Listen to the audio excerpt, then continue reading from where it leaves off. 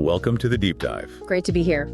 Today we're taking a closer look at the second quarter 2025 earnings call for Hudson Pacific Properties, that's HPP. Sometimes the initial numbers don't really tell the whole story, and that feels like the case here. Definitely.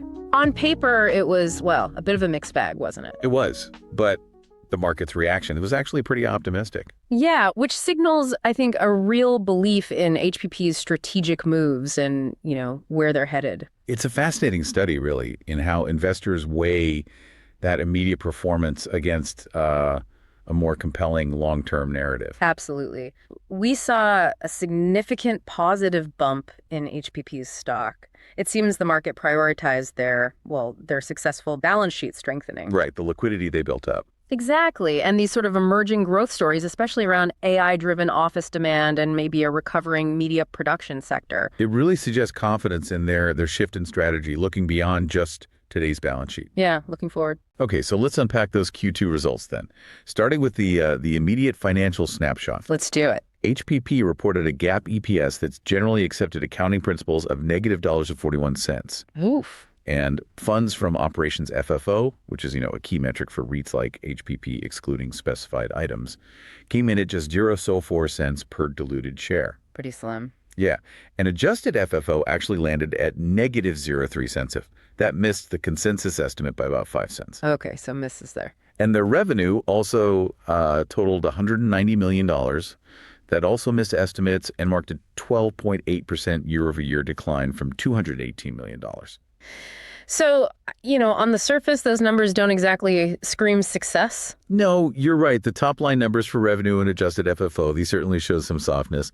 But this is where that market's forward-looking view really comes into play, I think. Because the company significantly strengthened its financial position. They ended the quarter with an impressive $1.0 billion in total liquidity. $1 billion. Wow. Right. This immediate boost in available cash and credit, alongside other strategic moves we should get into, that seems to have been the main catalyst for the market's positive reaction. So stability and future potential really outweighing the current metrics. Exactly. It speaks volumes about the value investors are placing there. That makes a lot of sense. Okay, let's delve a bit deeper then into those financials. Beyond the top-line figures, HPP recorded a GAAP net loss of $83.1 million for the quarter. Still in the red on that basis. Yeah, and same-store cash net operating income, or NOI, which is basically revenue from properties they've owned for the full period minus operating expenses, stood at $87.1 million. And how does that compare? Well, that's a decrease from $104.1 million in the prior year. Management attributed it mainly to lower office occupancy. Okay, so the operating environment still has some clear headwinds, even with the stronger financial footing. Definitely. Indeed, that office occupancy impact is clear. But there's a strong positive counterpoint, I think, within the financials. Their general and administrative, or G&A, expenses. Ah, okay. What happened there? They saw a really meaningful improvement, came in at a recurring $13.5 million for the quarter. Now compare that to $20.7 million in Q2 of the previous year. Wow, that's a significant drop. It is. It signals really effective cost cutting, which is absolutely critical, for fortifying the business during a transition like this and improving the margin on their existing revenue. Yeah, good point. And this kind of brings us to what I think is the real story of the quarter. HPP's strategic balance sheet enhancement. They made some really impactful moves here. Agreed. This felt like the core focus. So first, they successfully repaid $465 million in private placement notes. That's a big step in cleaning up their debt structure. I'm getting that off books. Then they completed a common equity offering, raising a substantial $690 million in gross proceeds. Right, and this is where those structural improvements really shine. That $690 million from the equity offering, it wasn't just sitting there, it was strategically deployed. Used to fully repay their credit facility and for general corporate purposes. Then following that, their revolver capacity, their available line of credit, essentially was increased to $795 million. And they got extensions on that too. They did, secured all the way through 2029. This directly contributes to that huge $1.0 billion in total liquidity you mentioned earlier. Okay, so how does that billion break down? It's about $236 million in unrestricted cash, $775 million of undrawn credit facility capacity, plus another $22.3 million from an undrawn construction loan. So a very comprehensive approach. Absolutely. Debt management and liquidity. It's a clear, unambiguous signal to the market of their newfound financial stability. And it wasn't just about managing liabilities, right? They also did some portfolio pruning. That's right. Selectively, they sold 625 Second in San Francisco for $28 million. Okay. And management also mentioned that refinancing for their only remaining 2025 maturity, which is the loan on their 1918 property, is well underway. Good progress there. Yeah, and they sounded pretty confident about having sufficient capital for the next 36 months, give or take, a media loan renewal. Which is key. It means they're moving from like a defensive position to having the runway to actually focus on leasing and operations. And this newfound financial stability is incredibly significant. It suggests HPP is no longer, primarily focused on just shoring up its finances. They can pivot. They can pivot aggressively to driving revenue through their core businesses. The focus shifts from managing debt to actually executing on their growth strategy, especially in office and studios. Okay, so let's turn our attention there. The office portfolio performance and its future growth. Despite some of those tough headline numbers, the company reported signing an impressive 1.2 million square feet of office leases just in the first half of 2025. Wow, 1.2 million. Yeah, with 558,000 square feet of that closed in Q2 alone.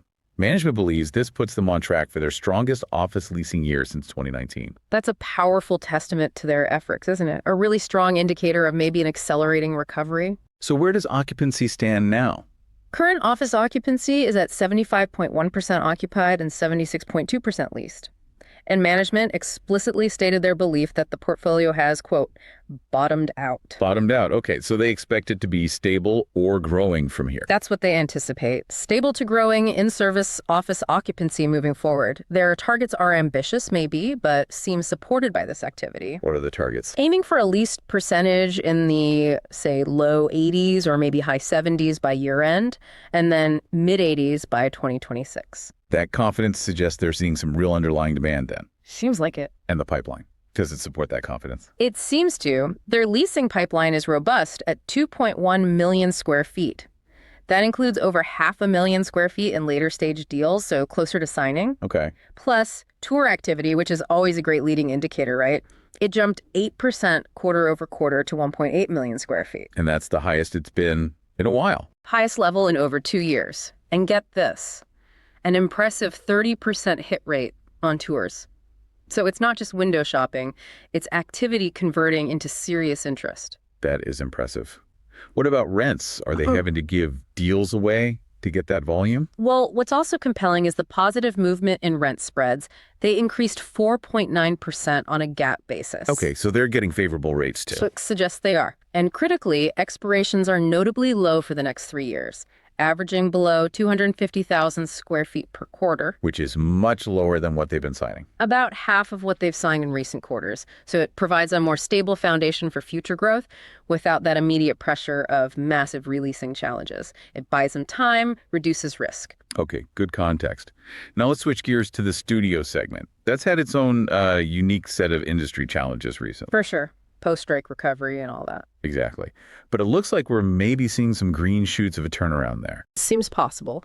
The studio portfolio, excluding Glen Oaks, saw improved lease percentages, up to 74.3% overall and 80.0% for the stages specifically. That improvement is absolutely critical for them. It is. Studio revenue increased 3% to $34.2 million, largely due to better occupancy at their Coyote facility.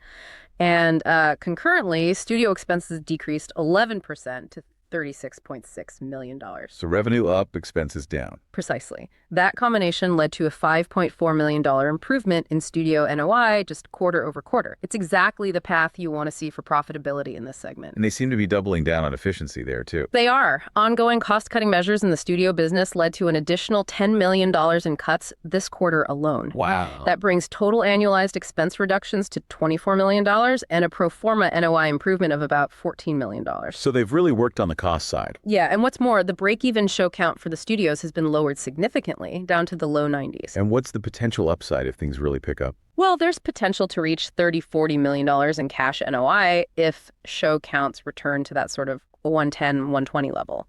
So big upside if production normalizes. And what about the new development, Pier 94? That strategic development is progressing well, too. The Pier 94 studios in Manhattan are still on track for year-end delivery. Management expects a pickup in show-by-show demand, the short-term stuff, in the fourth quarter. So diversifying the revenue stream there, too. Exactly. Adds to their long-term potential. It reflects a calculated investment in a segment they clearly expect to recover strongly. Okay, so looking ahead, did HPP provide any guidance? They did. For Q3 2025, they're projecting FFO per diluted share to range from 0.101 to 0.05 cents. Okay, still pretty tight. Yeah. And for the full year 2025, they updated their same-store cash NOI assumption. It's now negative 11.5% to 12.5%. So still reflecting challenges, but maybe a clearer picture now. Right. And management specifically highlighted that studio business activity remains the biggest variable influencing that Q3 FFO guidance. So that's the swing factor. Seems like it. Indicates that while they've made huge strides on the balance sheet and office leasing, the studio segment's full recovery is really key for their near-term financial performance. Definitely a metric you'll want to keep a close eye on if you're tracking HPP. Makes sense. Yep. So beyond the immediate numbers, what are the broader dynamics maybe driving this market optimism for HPP?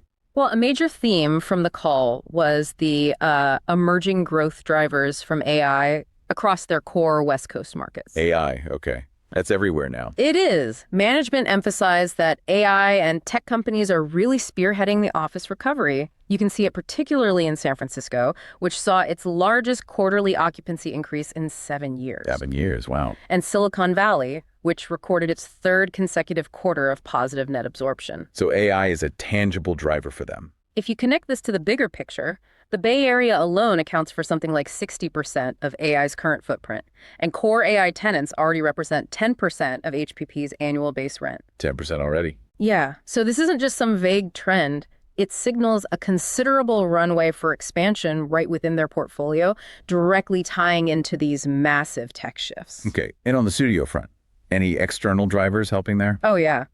The recently doubled California film and television tax credit, it's now at $750 million. That's expected to significantly boost production activity. How's that showing up? Well, pilot shoot days are up 48% on a trailing 12-month basis. And there are 134 productions in active development in California. That's the most since the 2023 strikes ended. So the pipeline is filling up again. Definitely seems like it. And what about streaming? Is that helping or hurting? Well, interestingly, management noted that the streaming platform's growing interest in live content, especially sports. Right. Everyone's chasing sports now. Exactly. That's adding to capital allocation without actually detracting from budgets for new scripted content. Oh, that's a crucial distinction. So it's additive demand, not a zero-sum game. That's the point they made, which bodes well for studio utilization overall. Okay, so this broader context really helps explain that market sentiment then.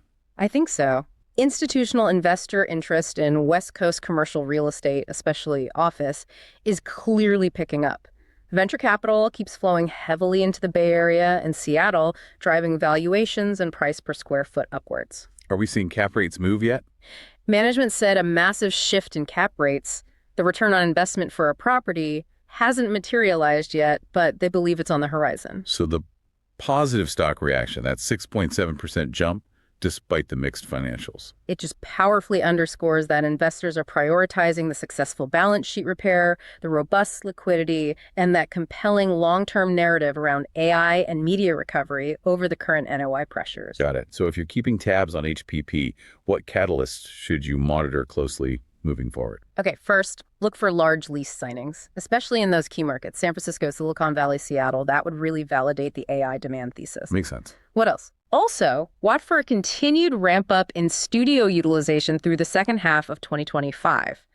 That segment's recovery is still a major variable, as we discussed. Right. Any further asset sales or maybe joint venture capital deployments for debt reduction could also act as positive catalysts, strengthening their position even further. And the AI tenants themselves. Exactly. Significant AI tenant expansions within their existing portfolio would strongly validate management's demand thesis and show these green shoots are really turning into full-blown growth.